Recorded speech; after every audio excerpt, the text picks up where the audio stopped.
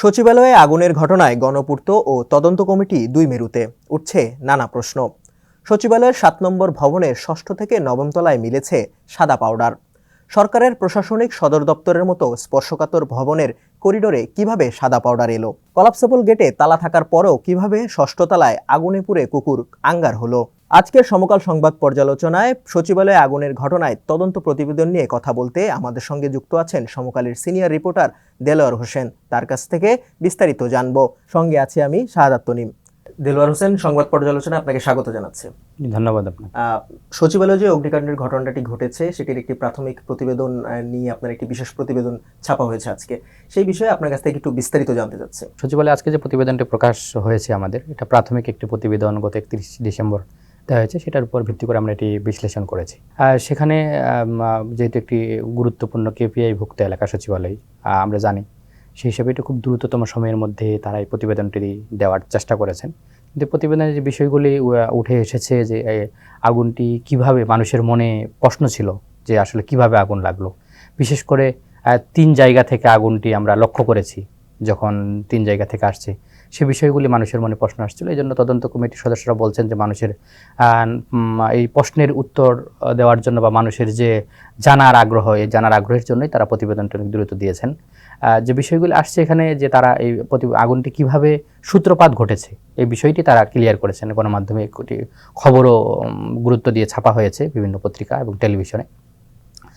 সেখানে বলা হয়েছে যে আগুনটি মূলত স্পার্ক থেকে, বৈদ্যুতিক স্পার্ক থেকে আগুনটি সংঘটিত হয়েছে। তদন্ত কমিটির সদস্যরা বলেছেন তারা তাদের প্রতিবেদনে পেয়েছেন। কিন্তু আমরা আমাদের প্রতিবেদন বিশ্লেষণ বা অনুসন্ধান করতে গিয়ে যেটি পেয়েছি, যে জায়গাটি 6ষ্ঠ তলার যে জায়গার কথা, স্পার্কের কথা বলা হয়েছে, সেই জায়গাটিতে একটি টেলিফোনের বক্স ছিল এবং বিশেষজ্ঞরা বা সংশ্লিষ্ট খাতের যে বিশেষজ্ঞ এবং যারা দায়িত্বরত কর্মকর্তারা ছিলেন পিডাব্লিউডির বা গণপূর্ত অধিদপ্তরে, তারা বলছেন যে টেলিফোনের তার থেকে এটি কোনোভাবেই স্পার্ক হওয়ার কোনো সুযোগ নেই। সে বিষয়টি আমরা একটু ব্যাখ্যা করার চেষ্টা করেছি আমাদের প্রতিবেদনে। এবং আরেকটি বিষয় এসেছে যে সেদিন আমরা জানি যে 25শে ডিসেম্বর বড়দিনের ছুটি ছিল এবং রাতে অফিস ছিল না। বিদ্যুতের লোড স্বাভাবিকভাবেই কম ছিল। সেখানে লোড থাকলেও বিদ্যুতের এটি স্পার্ক হওয়ার সম্ভাবনা থাকে না বললেই চলে, তারাই বলছেন বিশেষজ্ঞরা এবং গণপূর্ত অধিদপ্তরের দায়িত্বরত কর্মকর্তারা, যে এটি একটি বিষয় যে আসলে এরপরও যে তারা বলছেন তদন্ত কমিটির সদস্যরা, স্বরাষ্ট্র মন্ত্রণালয়ের সিনিয়র সচিবের নেতৃত্বে যে তদন্ত কমিটিটি গঠন করা হয়েছিল 8 সদস্যের, যে স্পার্ক হয়েছে, তারা বলছেন যে আসলে এটি যদি হয়ে থাকে তাহলে বলা প্রয়োজন ছিল যে এই স্পার্কটা আসলে কোথা থেকে হয়েছে। যে আমরা যদি আমাদের বাসা বাড়ির কথাও চিন্তা করি, বুঝবো যে আমরা অনেক সময় শর্ট সার্কিট আমাদের বাসা বাড়িতে হয়ে থাকে। আমরা স্বাভাবিক সাধারণ মানুষ, আমরা জানি যে কথা হলো কোথা থেকে এটির উৎপত্তি, সেটা কিন্তু আমরা বুঝতে পারি। বাট তদন্ত প্রতিবেদনের যে প্রতিবেদনে কিন্তু এটি বিস্তারিত বলা নেই যে এটা কি ফ্রিজ চলতো না এসি চলতো, কেন এটি স্পার্ক হলো, বা তারটির সংযোগ শুরু কথা থেকে শেষ কথায়, এই বিষয়গুলি বিস্তারিত যদি ব্যাখ্যা আসতো তাহলে আমরা নিঃসন্দেহে গণমাধ্যম জনগণের প্রশ্নের উত্তরের জন্য আমরা কাজ করি, জনগণকে আমরা আরো বিস্তারিত জানাতে পারতাম। সমকাল জনগণের এই বিষয়গুলি, আগ্রহের জায়গাগুলিতে এই প্রতিবেদনটি বিশ্লেষণ করার চেষ্টা করেছে। সচিবালয়ের করিডোরে সাদা পাউডার মিলেছে, এই তদন্তে সেটিও বলা হয়েছে। সেটি কিভাবে তারা আইডেন্টিফাই করলো? সেই বিষয়গুলো কিন্তু প্রাথমিক প্রতিবেদনে নেই। তদন্ত কমিটির সদস্যরা বলছেন যে তারা আরও বিস্তারিত প্রতিবেদন দিবেন আগামী শুক্রবার 10 তারিখে। তারা সেখানে এই বিষয়গুলো কী আসে আমরা দেখার অপেক্ষায়। কিন্তু এই বিষয়গুলি সেখানেও ছিল না। তবে আমরা যখন পরিদর্শন কমিটির এই তদন্ত কমিটির সদস্যরা গেছেন, নানা সময় কথা বলছেন যে তারা এটা পেয়েছেন, এটা ল্যাব টেস্টে দিয়েছেন বা কথা বলছেন, এগুলি আমরা জানতাম।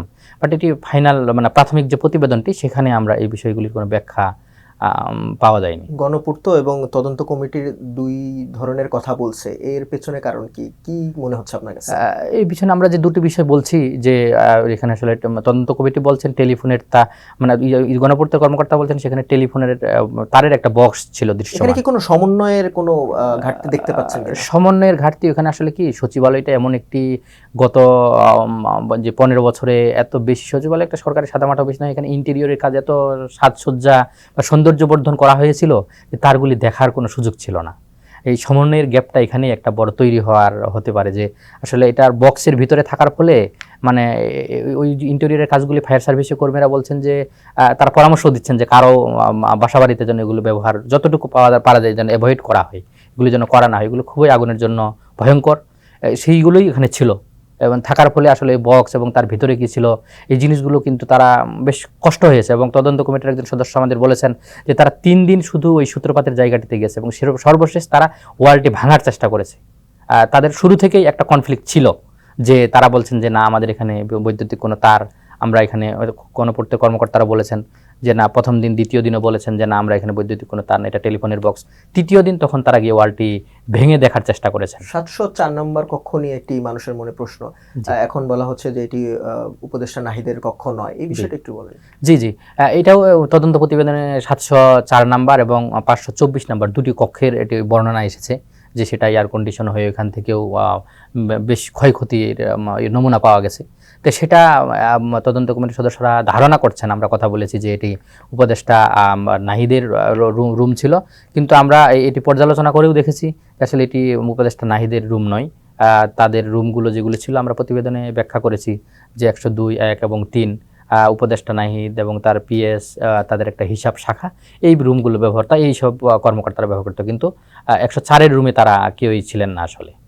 বৈদ্যুতিক মেরামতের বরাদ্দ টাকা দিয়ে কর্মীদের জি এই বিষয়টি আপনার প্রতিবেদনে উঠে এসেছে, একটু জানতে চাই। এটি আসলে এটিও খুব একটা অবাক করার মতো বিষয় যে সচিবালয়ের মতো একটি গুরুত্বপূর্ণ কেপিআই ভুক্ত এলাকা, এই যে বরাদ্দ থাকতো মেরামতের জন্য। আমরা জানি যে একটি বৈদ্যুতিক মেরামতটা খুবই গুরুত্বপূর্ণ, এই গুরুত্বপূর্ণ টাকাগুলো সচিবালয়ে কিন্তু 196 জন কর্মী আছেন, টেকনিশিয়ান যারা এইসব কাজগুলি করেন। এটা কি আউটসোর্সিং? আউটসোর্সিং, জি, এটা কিন্তু কোনো স্থায়ী ইয়াও না, এবং এটা অনুমোদন ছিল না এইসব কর্মীর কোনো, যে অর্থ বিভাগ থেকে অনুমোদন হয়ে যে প্রশাসনিক একটা অনুমোদন হয়ে প্রজ্ঞাপন হতে সেটিও ছিল না। কিন্তু গণপূর্ত অধিদপ্তর এটা তারা বলছেন যে এটা তাদের কর্মীর প্রয়োজনে, কর্মী না হলে কাজ করাতে পারেন না, ইলেকট্রিশিয়ান কাজ করা দেন, এই জন্য তারা বেতনগুলো দিয়েছেন। এবং মজার বিষয় হলো যে সচিবালয়ের মতো একটি গুরুত্বপূর্ণ জায়গার সাথে লিঙ্ক আপ ছিল বিভিন্ন গুরুত্বপূর্ণ মেডিকেলগুলো, ঢাকা মেডিকেল, মিটফোর্ড মেডিকেল এবং সরকারি কর্মচারী হসপিটাল।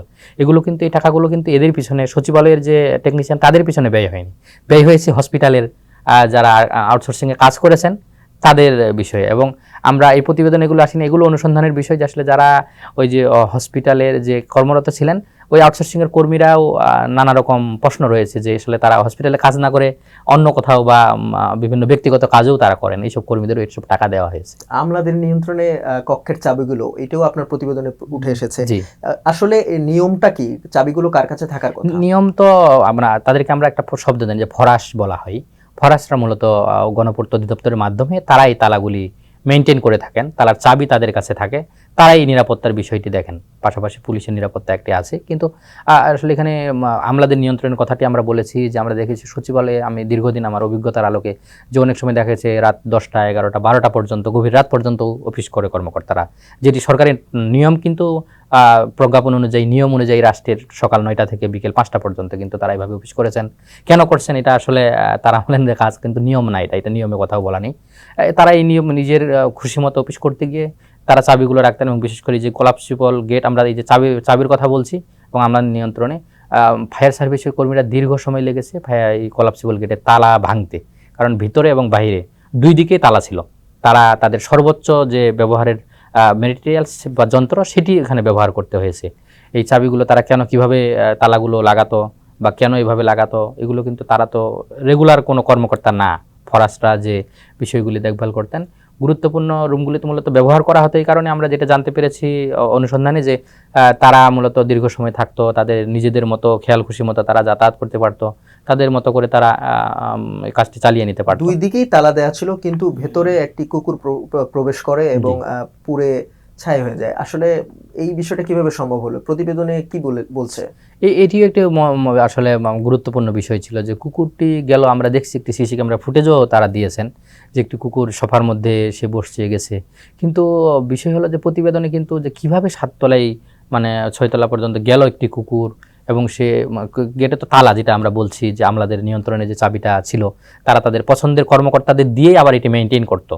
যে তারা তাদেরকে, এটা কিন্তু কোনো দায়িত্বরত না, সে ওই পদে চাকরি করতো না, সে অন্য আরেক পদে চাকরি করতো, কিন্তু অতিরিক্তভাবে তাকে ওই চাবিটা রাখতে হতো এবং দীর্ঘ সময় এই তালা লাগানোর জন্য তাদের কিন্তু একটা কষ্ট হতো অনেক। আমাদের সাথে এই পর্যায়ের কর্মকর্তারা অনেক সময় তাদের দুঃখের কথাগুলো বলেন যে আমরা তারা ছেলে মেয়েদের বাচ্চাদের বাসায় সময় দিতে পারছেন না, দীর্ঘ সময় তাদের বসে থাকতে হচ্ছে, কিন্তু তারপরে বিশ্বস্ত হওয়ার ফলে তাদেরকে এটা বাধ্য হয়ে দিতে হতো। কিন্তু এই কুকুরের বিষয়টি তারা কিন্তু এটাও প্রতিবেদনে যে প্রাথমিক যে প্রতিবেদন দিয়েছে সেটা আসেনি যে আসলে কিভাবে উঠলো বা এটা কেন এখানে যেত, যে সাততলা তো একবারে নিচে না যে হঠাৎ করে চলে যাবে, এই বিষয়গুলিও মানুষের মনে তো একটা ধোঁয়াশা রয়ে গেছে। উপদেষ্টা এবং তদন্ত কমিটির মধ্যে একটা মতনৈক্য আছে, এটা কেন আসছে? এটা আমরা যে দেখছি যে আপনার 26-25 তারিখে রাতের আগুনটি হওয়ার পরে 26 তারিখে একটা ব্রিফিং হয়েছিল প্রধান উপদেষ্টার প্রেস উইংয়ের, সেখানে কয়েকজন উপদেষ্টা উপস্থিত ছিলেন, তার মধ্যে আপনার গৃহায়ণ গণপূর্ত আপনাদের যে স্থানীয় সরকার বিভাগ ও পল্লী উন্নয়ন বিভাগের যে মন্ত্রণালয়ের যে উপদেষ্টা, তো উনি কিন্তু বলেছেন যে আসলে 5টা মন্ত্রণালয় বিভাগের সকল নথি সব প্রায় পুড়ে গেছে। আসিফ মাহমুদের কথা আমি বলছি। এবং এখানে একজন পরিবেশ উপদেষ্টা রেজওয়ান আপা ছিলেন, তিনিও বলেছেন যে আসলে ডিজিটাল বাংলাদেশ আমাদের হয়েছে, কিন্তু আগুন লাগার পর আমরা বুঝেছি যে আসলে আগুন আমাদের দেশ কতটা ডিজিটাল, কার্যত আসলে কি হয়েছে। আমরা পরক্ষণে দেখেছি যখন আবার তদন্ত কমিটির সদস্যরা প্রতিবেদন দিতে গিয়েছেন, তারা বলেছেন, তদন্ত কমিটির প্রধান স্বরাষ্ট্র মন্ত্রণালয়ের যে সিনিয়র সচিব, তিনি বলেছেন যে আমি সশরীরে 2বার উপরে গেছি, প্রতিটা কক্ষ ঘুরে ঘুরে দেখেছি, সব কিছু জানার চেষ্টা করেছি, কোনো ধরনের ফাইল নষ্ট হয়নি। আমরা কিন্তু দেখেছি যে সব আঙ্কার হয়ে গেছে, সব পুরে ছাই হয়ে গেছে ভিতরে, আমরাও দেখার চেষ্টা করেছি সাংবাদিক হিসেবে সরেজমিনে, কিন্তু উনি বলেছেন যে এখানে আমাদের ফাইলগুলি সংরক্ষিত আছে, কোনো ধরনের ফাইল নষ্ট হয়নি। আবার উপদেষ্টা বললাম যে আমরা আসিফ এইভাবে বলেছেন এবং রেজওয়ান আপা এই বিষয়গুলো বলেছেন। এই বিষয়গুলি আমরা বলার চেষ্টা করেছি যে তারা শুরুতে কিন্তু বলেছিলেন যে এই বিভিন্ন মতানৈক্যগুলো এখানে পরিলক্ষিত হয়েছে। নিশ্চয়ই শুক্রবারে এখন তো প্রাথমিক প্রতিবেদনটি দেওয়া হয়েছে, নিশ্চয়ই শুক্রবারে ফাইনাল যখন এই প্রতিবেদনটি দেওয়া হবে, নিশ্চয়ই আমরা এই বিষয়গুলোতে আরো পরিষ্কার হব। দেলোয়ার, আমাদেরকে সময় দেওয়ার জন্য আপনাকে অসংখ্য ধন্যবাদ। জি, আপনাদেরকেও ধন্যবাদ আমাকে এখানে আমন্ত্রণের জন্য। দর্শক, আজকের সংবাদ পর্যালোচনা এই ছিল আজকের বিষয়। অন্য কোনো দিন অন্য কোনো বিষয় নিয়ে আমরা আবারও হাজির হব। ততক্ষণ পর্যন্ত সমকালে চোখ রাখুন এবং দেশ বিদেশের সর্বশেষ সংবাদগুলো জানতে www.সমকাল.com চোখ রাখুন।